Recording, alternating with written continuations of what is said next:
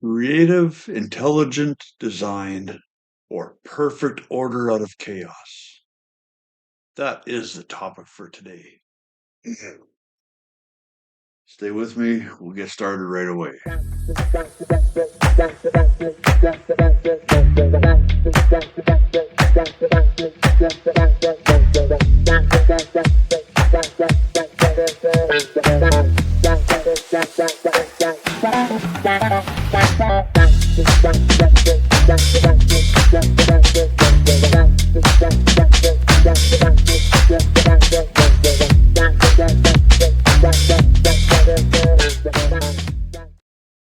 How are y'all doing today? My name is Ron. I'm the host of this show.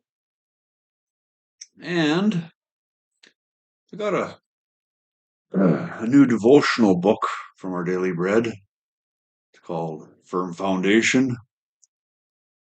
And we are definitely in a time in this world where we need to make sure our foundation is firm, rock solid even. So we'll see if this helps. See where this takes us. And it kind of an overview of the whole Bible. So in 1 year, this devotional book will cover beginning to end. So let's start in the beginning. Just going to read a little passage out of Genesis 1. Then God said, "Let there be a space between the waters to separate the waters of the heavens from the waters of the earth." And that is what happened.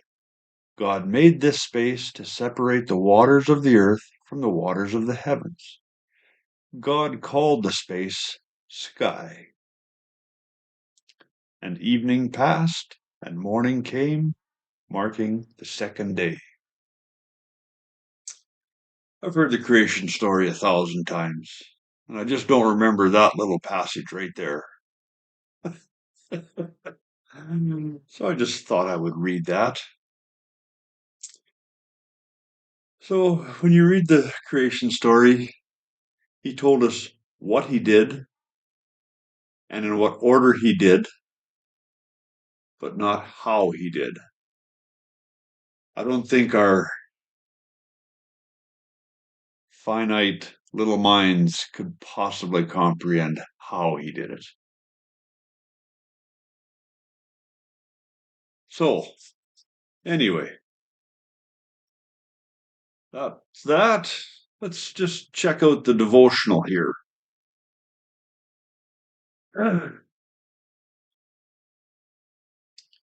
So, in the Genesis story, without a record of creation, we would not know how we got here. Without the story of the fall, we would not understand why we need a savior. Without the retelling of the flood story, we would not grasp God's hatred for sin and his grace to provide salvation. That's the introduction. So, who done it? The word whodunit is actually in the dictionary. It means detective story. The most important whodunit of all time is the question of creation.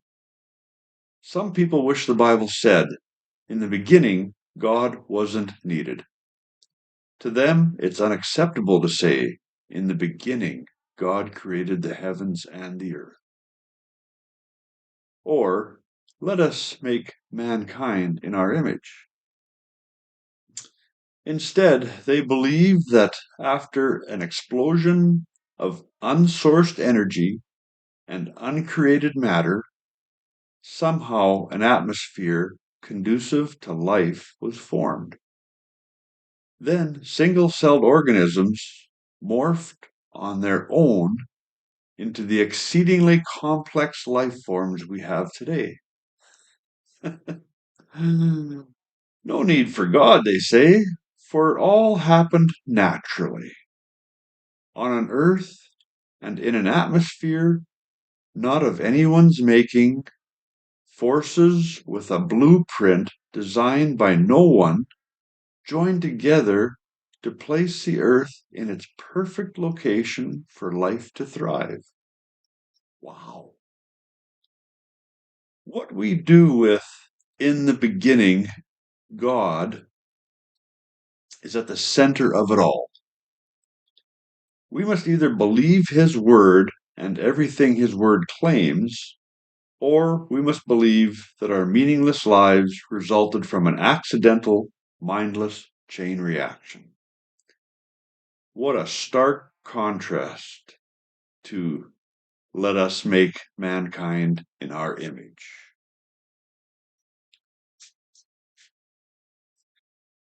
There is something to chew on for a while, to meditate on. So, I encourage you to read that first chapter of Genesis. Reread it because you've obviously read it before. Make your foundation rock solid.